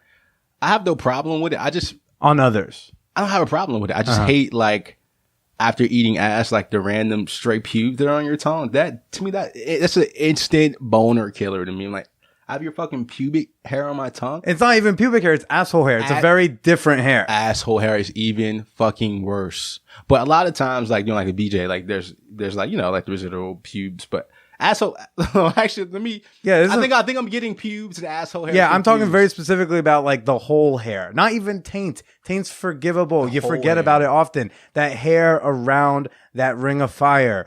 What is like, if it smells like fresh, I'll go for it and just for completely disregard what comes out of there. But if it's like even like hot summer day, I walk to the store for like 20 minutes, absolutely not. I can't. It's like a huge turn off for me. Hair, or if she's got, well, I don't eat ass. I've eaten two people's asses, and I was very in love with them. And it's happened. I've eaten ass on 2 occasions. Period. What's the hang up? It's just it's the asshole. It's just can't get it out of my head. I get it. However, love my butt being eaten. So you selfish. That's fucker. my only. You selfish. I am so given, fucker. But I've also never had anyone like severely request I eat their ass. So so far it hasn't been an issue. Kudos to you. I know a lot of guys are really afraid to admit that they like. You're sitting next to a 6-inch glass dildo, butt plugs, and a prostate massager. Would have never known those were inside of this glove box. Yes, and a thing of latex gloves. So there you go. This is how not nosy I am. I didn't notice any of this. Yeah, take it in. I love the chart. You seem hella organized. That's the chart. Those are books. It's my dead grandmother. There's a lot of stuff going on. I love the life you lead. The cock above your bed. Yeah. I got a nice bright cock hanging above my bed. It's great. What else could you ask for? Jets, some amazing reads, lube. Yeah, but asshole hair, huge turn off for me. And I was curious what your stance might be. It's so gross to me that like my asshole's usually shaven. And that's a lot of work. And then my mindset is like, I don't want a woman with more asshole hair than me. You know what I mean? I actually don't mind. I like the feel of it. I just don't enjoy like well, you don't eat that? You don't like eating ass? it would have to be. I would really have to, because most guys don't. The guys that I've had sex with in like the last 3 years don't like it. Really? Mm-hmm. Or even like any form of like anal play. I'm like, do you realize like a prostate orgasm is the best thing since sliced bread, right? Also, like, so these dudes who like, are they tops or are they not? Here's the thing, right? I know I'm not such a dumb straight guy that like I think all gay men like butt stuff, right? But like it is part of like the advertisement of the gay lives. It's like part of the territory, absolutely. Yeah. It's so wait. So what's going on? So here's the thing. I don't know why bisexual guys like me. I don't know what it is. If I had to guess, it'd probably be because I'm an asshole, and I think it probably reminds them of their hetero friends. Okay. I genuinely just like hanging out with guys. Not even like, you don't know. Most guys, when they find a guy attractive and they spend time, they're really flirty and like it's hella sexual innuendo. Like just 30 minutes of trying to impress each other. I don't give a fuck. If you like me or not, I don't care. So literally when I hang out with a guy, it's like no pretense. We're really just like really vibing. And most of the time there's marijuana involved. So that's, everybody's a lot more comfortable, a lot more relaxed. And so they just like me. And I usually don't ask a person sexual, like how they identify sexually until like later. Right. And then I found out that, usually bi or. You just care that they're into you in that moment. Because like, I just care that we vibe. Yeah. Whether whoever else they're fucking doesn't really seem to matter to you. Right. Not initially. In their history, their preferences, whatever. It's more like, I don't need to ask if you're gay, bi, pan, whatever. Right now, are you into Lamont? That's what we're caring about. Right. And also, I feel like that also suggests that there's some sort of sexual interest. And I like to play coy. Most of the guys will never know I like them until I feel like my feelings are solidified. Until my tongue is on their asshole. They had no idea until that moment. Surprise. I'm into you. Yeah. No, I usually like I've had. He was blowing me. Had no idea when he went and rimmed me. Oh, that's when I knew it was love. That's when I knew. Never forget this moment. No, usually when I meet guys, I at least initially it's really just we're friends. I may make a sexual joke every now and then, but I really don't like to disclose my feelings until I know if I really care about you. In the past, I've stupidly said I like you, I have a crush on you, and then like a week later I realized, I didn't. That was this temporary infatuation. I don't know. Infatuation. That's exactly the word. What's the difference between the infatuation and the crush? Is infatuation a lot more? I think the crush is someone who's 7.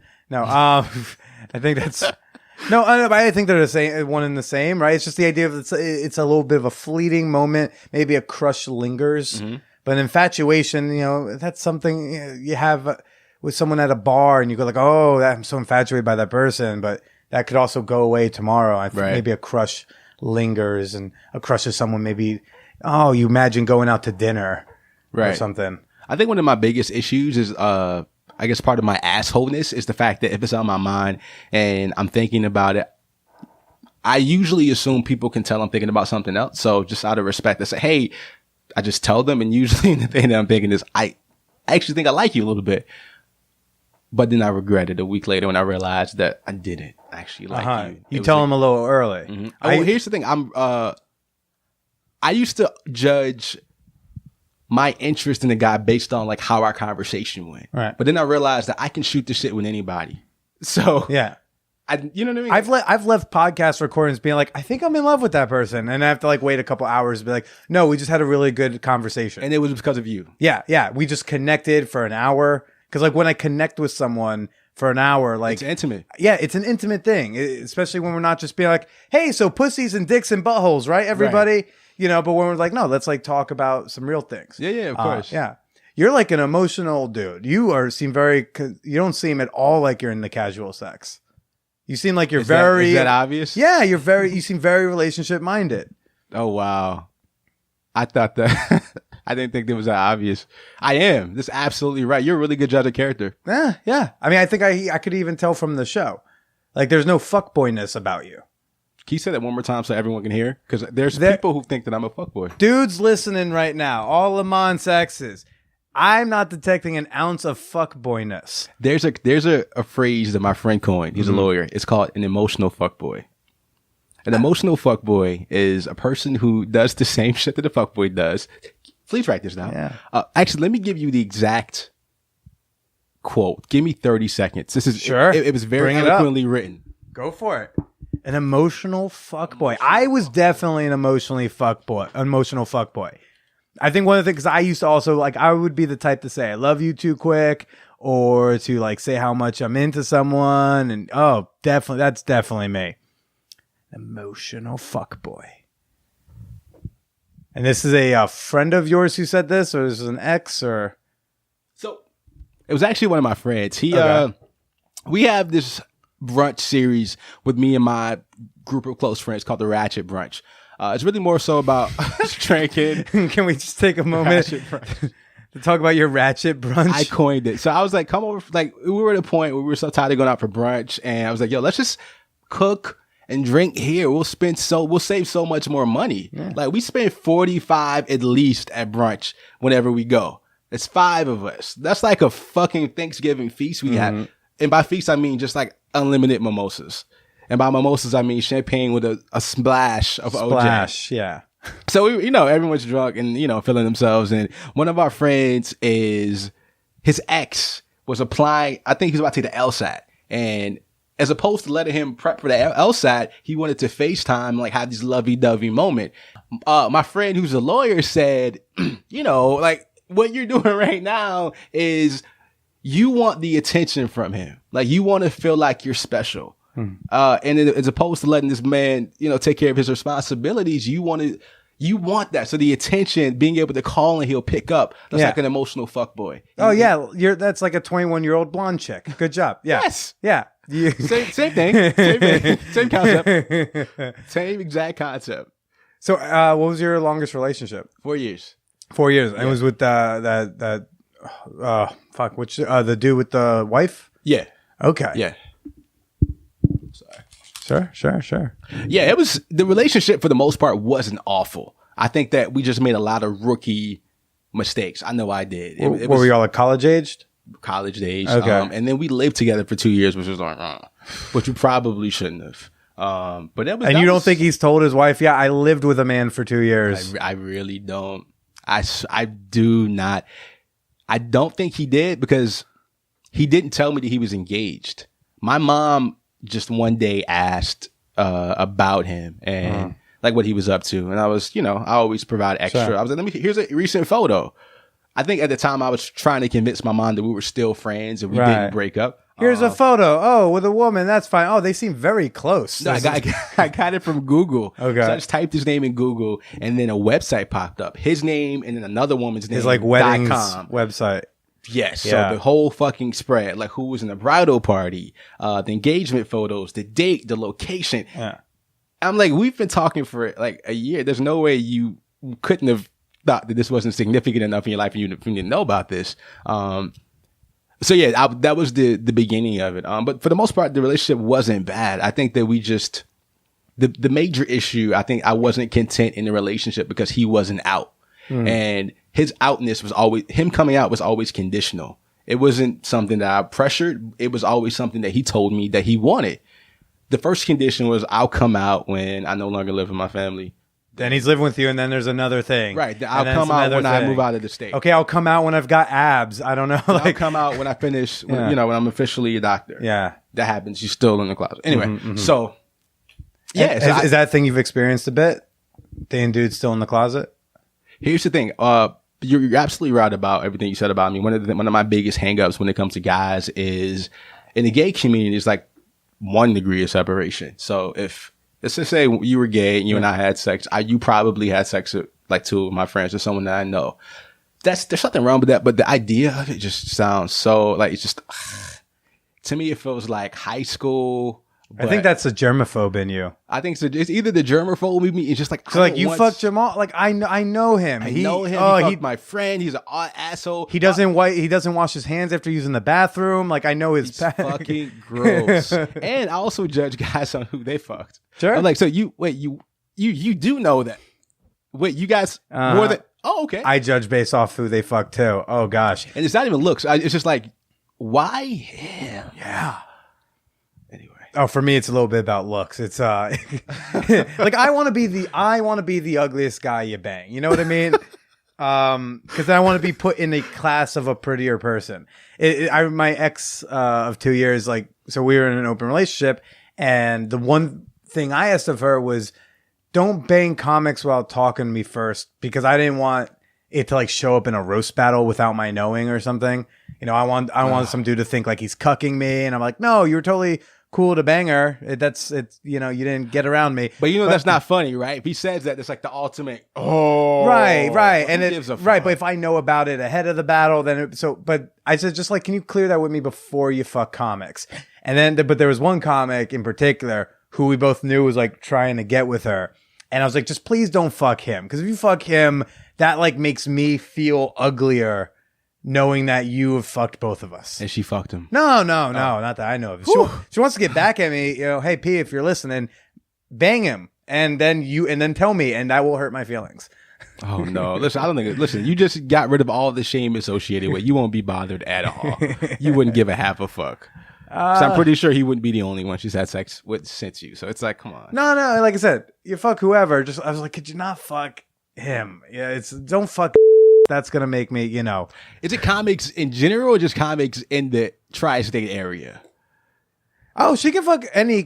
It was like any comic. I didn't care. It was more like I just wanted to know ahead of time. Gotcha. Because like I said, I do roast battles a lot, which you can think of it like a roast battle being like a rap battle for kids who were bullied in high school. You know, it's just like way less cool. And we show up and just make fun of each other in the most offensive ways possible. I've always been curious about people who had that skill. Do you immediately size a person up when you meet them? Like, a little bit. This is a joke. Yeah, If he says anything, I have two ready. I have a doc in my phone just for roast battle jokes, and I sometimes have battle jokes for people I don't have battles scheduled with. But like, just in case I ever have to battle that person, I might have a couple things that I've already thought about. This is why I love comics. Yeah. I think everybody thinks comedy is like off the cuff. Yeah. Like a good comic has his shit together. Shit ton of it. Anyway, I just love comedy. Yeah. That's funny. Any of my exes are, I could care fucking, I couldn't care less. Yeah. Okay. I couldn't care less. So marriage is a thing you still want in your future? Today I am at a point where I think we talked about this earlier. For so long, I've dated with the intention of finding my husband. Uh-huh. I'm just very intentional. Like, everything in my life is intentional. Uh-huh. And I realized it just adds so much pressure to dating. It doesn't have to be that serious. It's a high bar to clear, dude. Right. And also just I'm not even trying to dating you, and I'm already like, feel like, oh man, there's like a high bar to go over right now.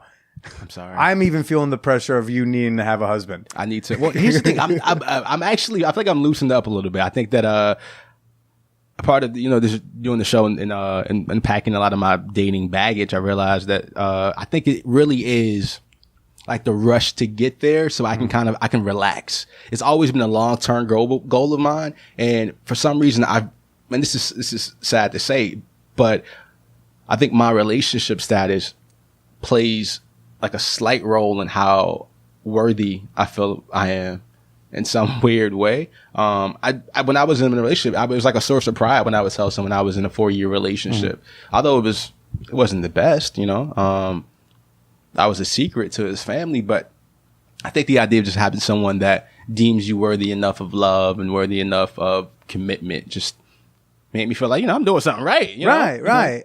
And as soon as like you're single, there's no one giving that to you, really. Yep. I've been feeling lately, I've been missing the coming home to someone. Like, that's something I'm starting in the last like few weeks, is like, I've been like sad at night. And then my ex used to, like, when she moved back to her hometown, she would like come back out here and stay for like a week or two. And she would just basically be staying at my place. And I would be like, I'd go out, I'd do some stand up or do the podcast or whatever. And I would come home to her. And that felt like beautiful, like, and family. Wonderful. Yeah. And now I don't have that anymore. And I don't have that person who's giving me the attention or the adoration. Or if I do, that it's somewhat fleeting or it's not as serious. So do you feel that with sex? Do you fill that void with sex? I try not to.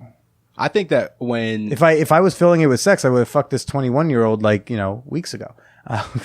Well, it's never too late. I'm sure she's doing nothing. No offense to 21-year-olds. But just the idea. Well, no, there was like some chick who like slid in my DMs and like she's really hot, but like she's 21, and I'm like, I don't know. And that's a couple years older. And it's like the thing where it's like back to my concept of I want to consciously make sexual decisions. Yeah, I don't want to be choosing the fucker just because I know I can or because I'm sad or because I'm lonely. Mm-hmm. I want to do it because I'm like, she's hot. And I'm in the mood to have some sex with a fun hot person. Let's go connect with a fun person. I'm in the mood for a fun night, and let's involve this person in it. As opposed to like, man, I really miss like coming home to someone. I really would like to fill the other space in my bed with someone. Oh, this person is willing to. I will fill them into a slot. That's powerful. Like I don't want to have a slot open to fill. I want to go out and do a thing. Now, I got to go make some space for this person now. I'm sorry about that. No, you're good. I think that what I've been doing for a while is meeting guys, getting to know them, realizing that they're not worthy of me being in a relationship with, and then disposing of them. Yeah. Literally for the past 2 years, I've been doing that. And is that a bad thing? People aren't disposable. People aren't objects. I wish that. I mean, disposing is a rough term, but the concept of this person isn't going to be a relationship. I'm looking for a relationship. I don't need this in my life. Is that like a terrible thing?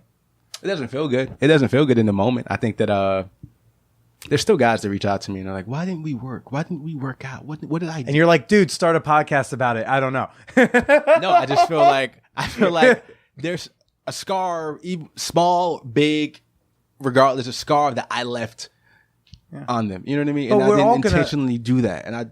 But we're all gonna get and receive scars. Like it's not a thing we can really avoid. That's not how life works. That's not how love and dating works. I've accepted my assholeness, and people realize I'm an asshole. I just hate to do shit that's on brand, that's not intentional. Like I have no desire to hurt anybody, right? But doing so just kind of, perpetuates the narrative that Lamont is an asshole. But people say I'm a nice asshole. Let's say that. Nice asshole. But same. Asshole, people say same. Nonetheless.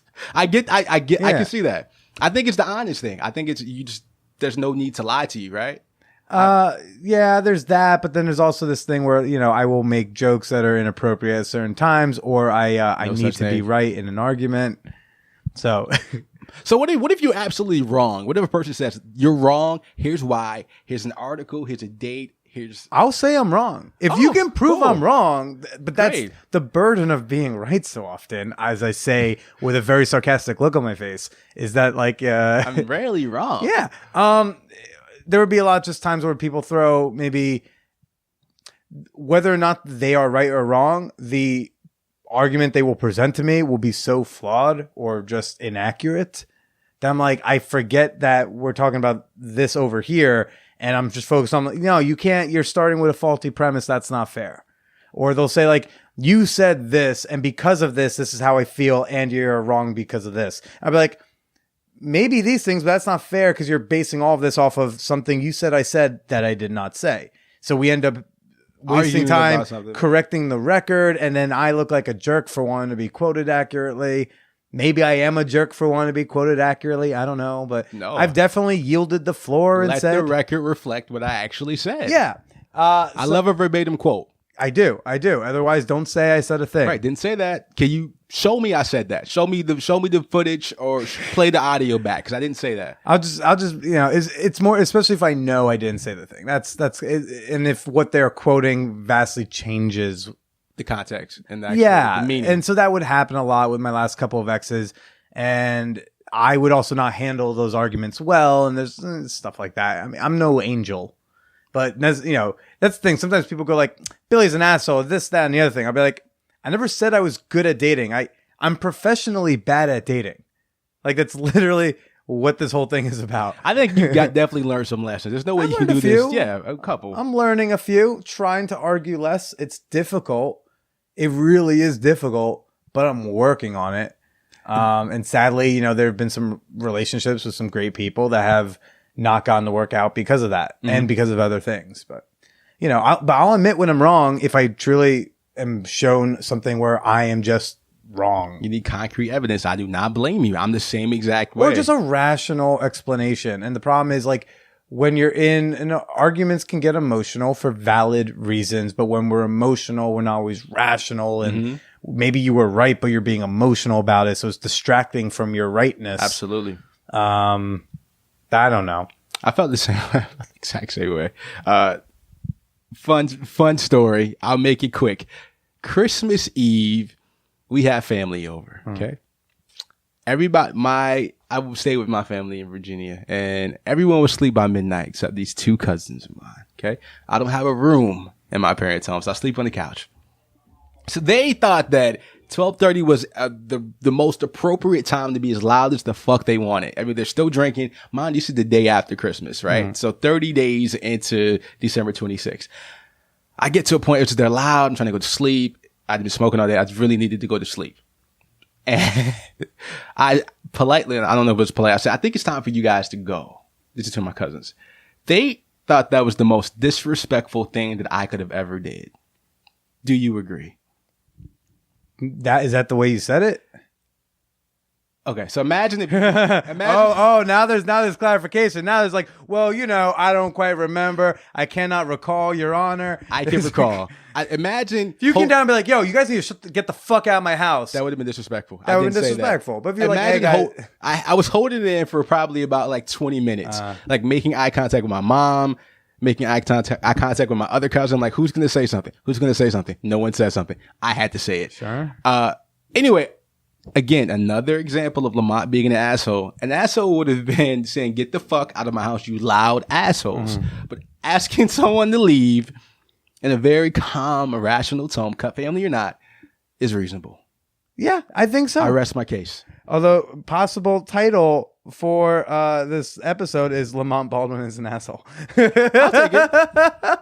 Can you add nice? If you add nice, asshole works. Asshole's more select. I take it. I take asshole. It's more clicky. He's kind of an asshole. Time for the fan whore appreciation moment. All right. This is the part of the podcast where I like to thank some of the members of our fan whore community on Patreon.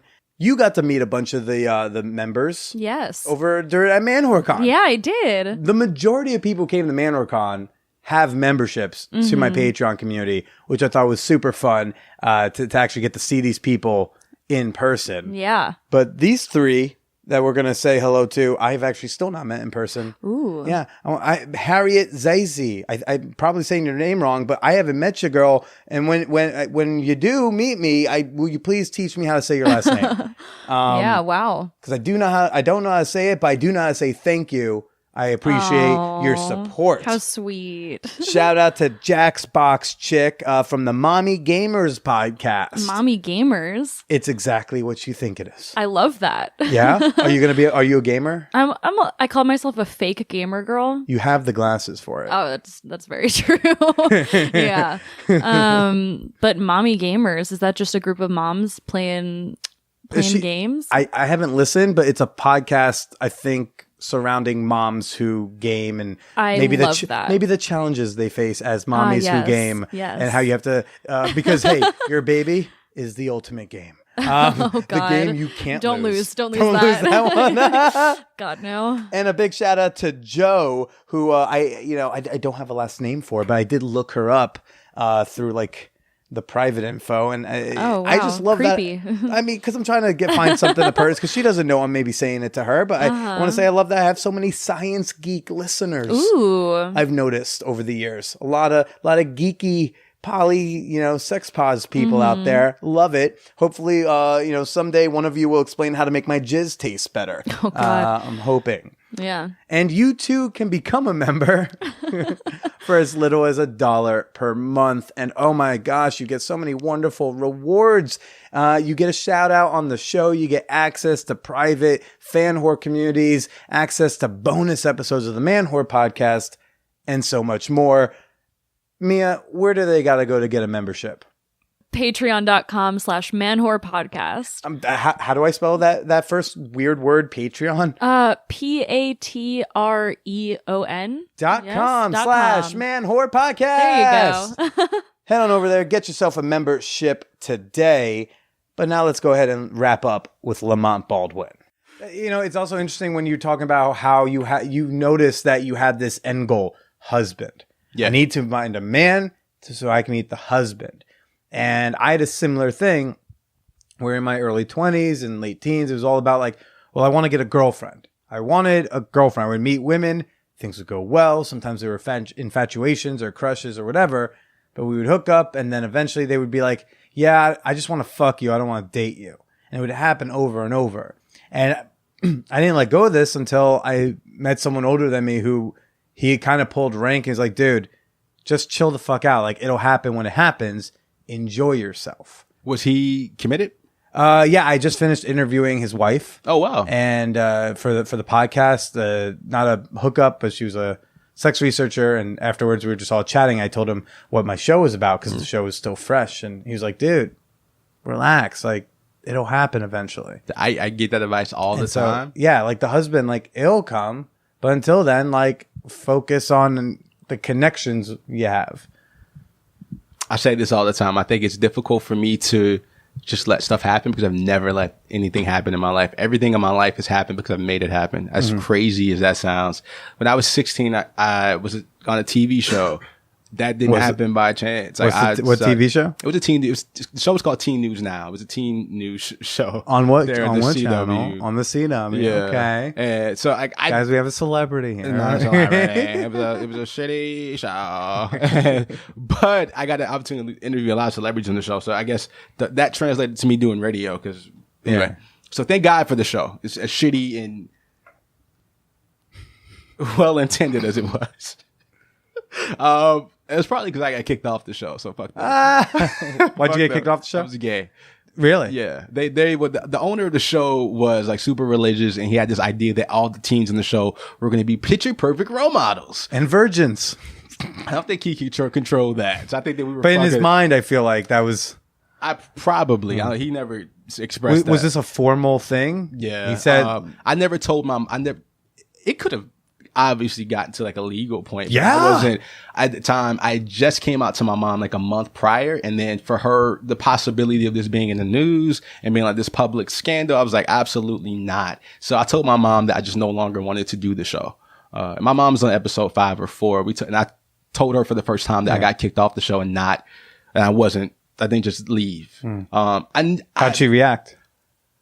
It's been like 10 years, so she's okay with it. But my mom is the type of mom that if I present to her a problem, she immediately tries to fix it. And there was no way she could get me back on that show. So I knew it would hurt her, knowing how much she knew I loved the show. And just the fact that she anticipated, like, this is the reason why she took me coming out so hard, is because she anticipated my life being incredibly difficult as a result of my sexuality. And that was like a month later. I was fucking right. You're not on TV anymore. But this that was was like what, late 90s, early 2000s? Wait, this was 2008, 7. Oh, okay. 7 or 8.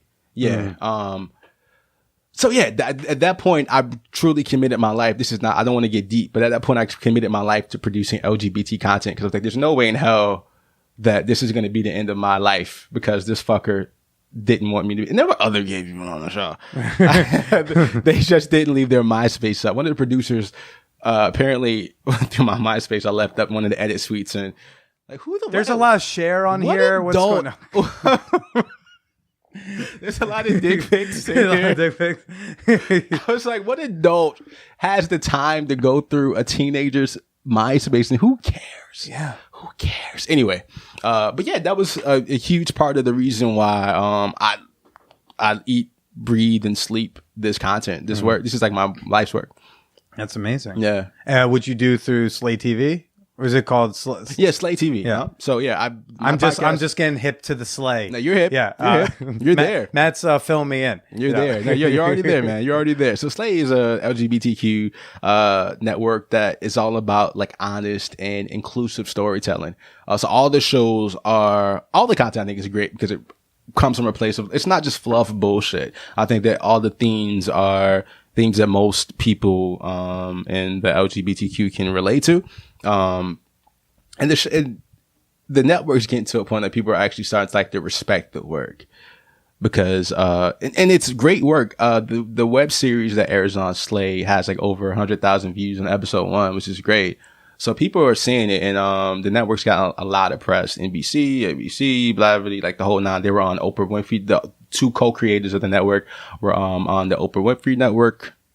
So yeah, it's the network's it's growing, and I'm glad that people are starting to discover the work. Yeah, yeah, that's awesome.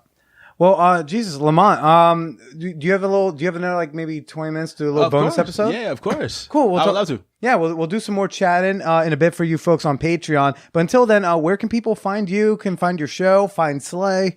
Yes, you guys can subscribe to the Hella Single podcast on the Apple Podcast app, and you guys can listen on SoundCloud. It will be on Spotify really soon. But if you're lazy, I understand. We got a lot of Spotify folks, so hang tight. Absolutely, I love Spotify. I love how the interface and love how the podcast features are.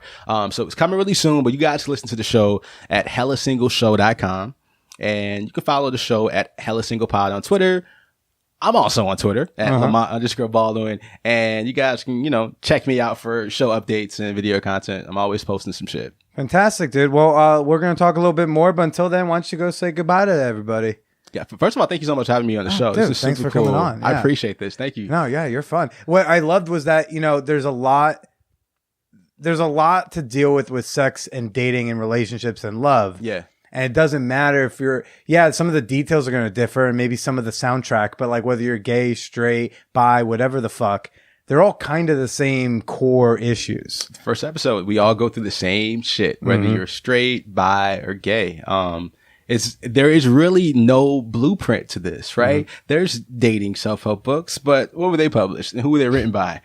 What you need to do is write a dating self-help book. Oh, God. That's your next cash cow, I swear. I think that all the shit you've been through and talked about on your podcast, 200 episodes, you have more than enough for a great self-help book. There's a guy who's waiting for you to write it. So, I'm just trying to sell some t-shirts. No, you need to be on Leno pouring your book out. I do need to be on Leno, except he's not. I'm so sorry. He don't got a show no more. Yeah. Fallon, I'd be on Fallon right now. Until then. Although I do love my Leno. I am working on that, but until I get on Fallon, I'm trying to get sell these shirts. I'm saving pegging for marriage. What's the back say? Just Manwhore Podcast. Manwhore Podcast. I love this. This is so... How the sales going? Huh? How the sales coming? I just put them up, so we'll see. I'm still waiting to sell that first shirt. So we'll see. Oh, yeah. Trust me, it'll happen. Trust me. Get the right person to wear it, and if you wear it everywhere. I do wear it a lot. You wear it when you perform? Do wear it. I've worn it when I perform, and I've also worn it to like little convention-y type stuff. So if I wore it to Skankfest last weekend, and people were cool. Like, "Oh, I love your shirt," I'm like, "Follow me, you can buy it." So what'd be cool is you wore it to like the most inappropriate place. Church. Yeah. Or a wedding. But it's actually very appropriate for church because I'm like, see, there are some things that I'm finding sacred. Right. It's exclusive to marriage. Yeah. That's fair. No, kudos to that. I support that 100%. Yeah. Well, everybody, tune into patreon.com/ManwhorePodcast. Gonna hear some more of me and Lamont, but for now, later. Peace.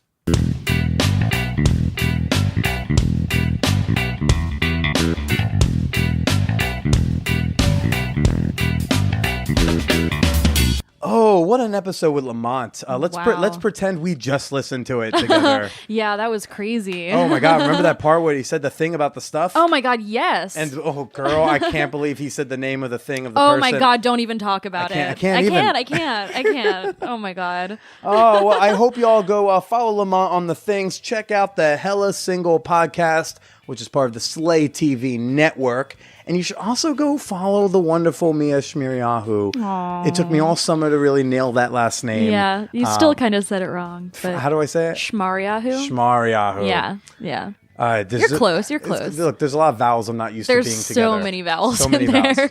Throw in some T's and S's or something. Throw in some few more. Maybe a CK somewhere along the line.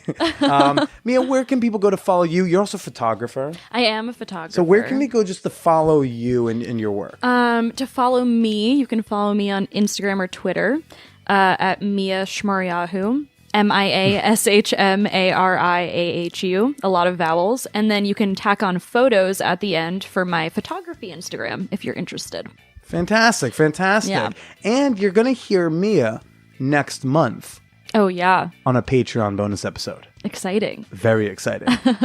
And you go and you can get a membership and access to that one as well as over 100 other bonus episodes when you go to patreon.com/manwhorepodcast. Memberships begin at just $1 a month. Again, that's Patreon, patreon.com/manwhorepodcast. You can follow me on Twitter and Instagram at @TheBillyPresida. You can go like the Man Whore Podcast Facebook fan page where we post wonderful content, links to various articles and memes and such. And last, certainly not least, we got merch, people. We got merch. Hell yeah, we do. Oh, yeah. We got those Stay Slutty panties. Those are nice. The pegging, Saving Pegging for Marriage t-shirt. That's a good one. We got some buttons. Buttons. Leftover tote bags. Yeah, from we have a lot. A lot of great stuff. You can go stickers. Go to gumroad.com/manwhorepodcast. Gumroad is spelled exactly the way it sounds. If you can't spell it, we got issues. Gumroad.com/manwhorepodcast. And just, Mia, thank you again, not only for co-hosting this episode with me, but just for all the work you put in this summer and for ManwhoreCon and for your enthusiasm. Really made it a lot more fun. Next week, we're going to hear the live show from ManwhoreCon. But until next week, what should people do? They better stay slutty. You got it! You got it!